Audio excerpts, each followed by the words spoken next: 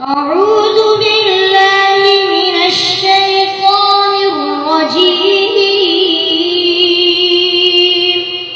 بسم الله الرحمن الرحيم.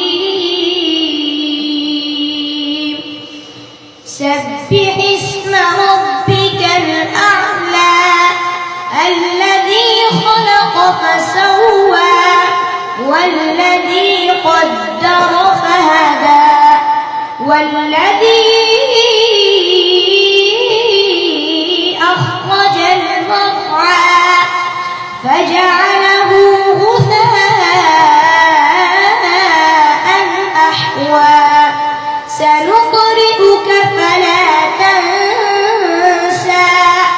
إلا ما شاء الله إنه يعلم الجهر وما يخفى ونيسرك لليسرى فذكر إن نفعت الذكرى سيذكر من